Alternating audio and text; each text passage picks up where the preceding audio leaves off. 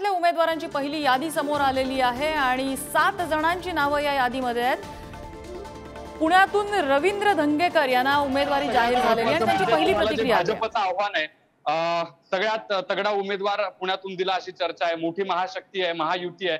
कसं वाटतं, किती टक्के धंगेकरांना विजयाची खात्री वाटते? मी पुणेकरांचा उमेदवार आहे आणि पुणेकर कधी हरत नाहीत हे तुम्ही प्रत्येक वेळेला बघितलंय।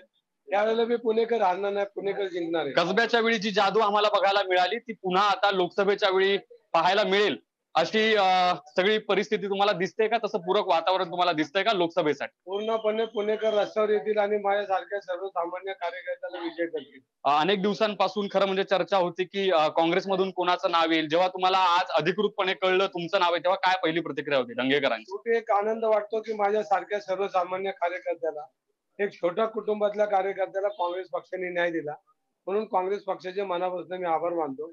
आणि ही लढाई पुणेकर या नात्याने मी काँग्रेस पक्षाला विजयाकडे घेऊन जाईल। काय किती वाटतं, कितीचं लीड असेल, काय निश्चय केला आज? आता तर माझी उमेदवारी जाहीर झाली, अजून आपल्याला 50 दिवस काढायचे।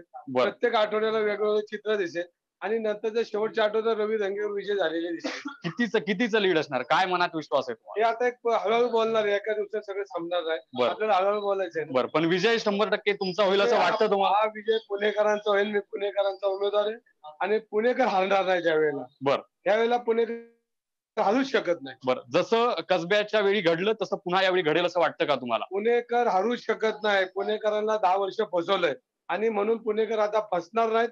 पुणेकर जिंकणार आणि रवी धंगेकरला लोकसभेत पाठवणार। तुम्ही सतत पुणेकरांचा उल्लेख करताय, पण कसब्याच्या वेळी जसं धंगेकर म्हणून तुमचा सगळा प्रचार झाला, यावेळी धंगेकर म्हणून की पुणेकर म्हणून? पुणेकर म्हणून मला पुणेकर लोकसभेत पाठवले। बरं, सगळ्यात महत्वाचं हे की जेव्हा तुमच्या आणि वसंत मोरेंची भेट झाली, वसंत मोरे तुमच्या महाविकास आघाडीकडून लढतील अशीही चर्चा झाली, पण आता वसंत मोरे म्हणतात की मी अपक्ष लढणार। याचा काय परिणाम होईल असं तुम्हाला वाटतं? लोकशाहीमध्ये ज्याने त्यांनी आपले निर्णय घ्यायचे असतात आणि लोकशाहीमध्ये सगळ्यांना उभं राहायचं असते।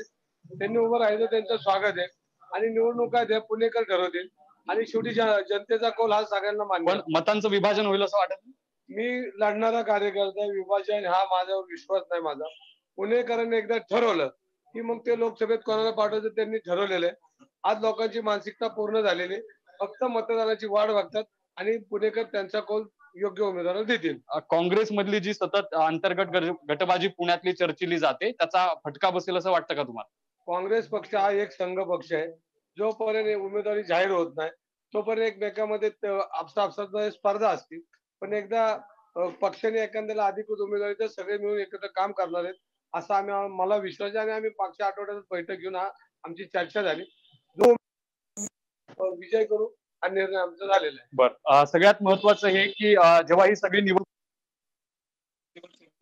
तुम्ही म्हणताय खरं, पण या सगळ्या 50 दिवसांचं कसं नियोजन असणार आहे? तुम्ही काय कोणते मुद्दे घेऊन पुढे जाणार? पहिली तुम्ही माझी उमेदवारी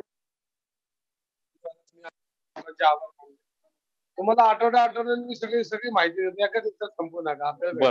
बरं, नाही हे सगळं बरोबर आहे, पण दुसरीकडे सगळ्यात महत्वाचा मुद्दा हाच आहे की जेव्हा आता धंगेकर हे खासदारकीच्या निवडणुकीच्या मैदानात उतरतील तेव्हा ही जी संधी मिळाली याचे नेमके श्रेय किंवा आभार कोणाचे म्हणणार पक्षात? मी काँग्रेस पक्षाच्या सर्व पदाधिकाऱ्यांचे आभार मानतो। तसेच माझ्या विधानसभेमध्ये शिवसेना उद्धव साहेब असतील, राष्ट्रवादी शरद पवार असतील, काँग्रेस पक्ष असेल आणि काँग्रेस पक्षाबरोबर जे मित्र पक्ष होते त्यांच्या विजयाने मला जी ताकद मिळाली आणि महाराष्ट्रामध्ये जो चेहरा माझा झाला, या सगळ्यांमुळे आज मी लोकसभेचा उमेदवार झाला असं मला स्वतःला वाटतं। नक्कीच, धन्यवाद पुढार न्यूजशी बातचीत केल्याबद्दल।